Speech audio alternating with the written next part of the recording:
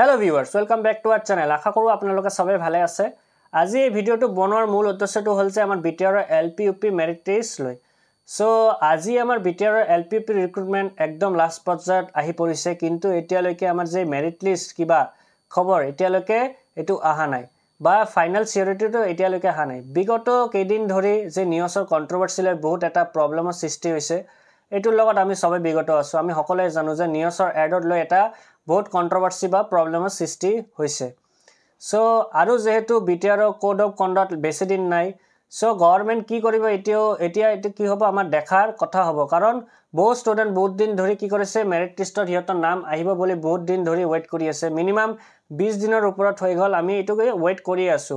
So গভৰ্নমেন্টৰ political লাইফৰ এটা কথা ইয়াতে আহি যাব যে এই এলপিইউপি ৰিক্ৰুটমেন্ট গভৰ্নমেন্টে পুৰা কৰিব নোৱাৰিলে ইলেকশনত তাৰ বেয়া প্ৰভাৱ আমি দেখিবলৈ পাম।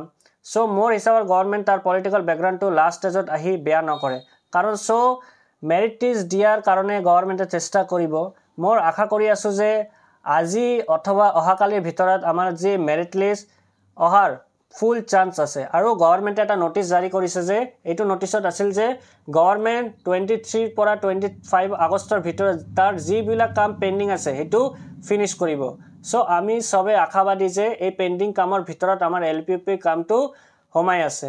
ফলত গভৰ্নমেন্টৰ যদি ইচ্ছা হয় এটো কামটো ভালকৈ কৰিব। সো এটো আছিল আমাৰ আজি ভিডিওটো বনোৱাৰ মূল উদ্দেশ্য।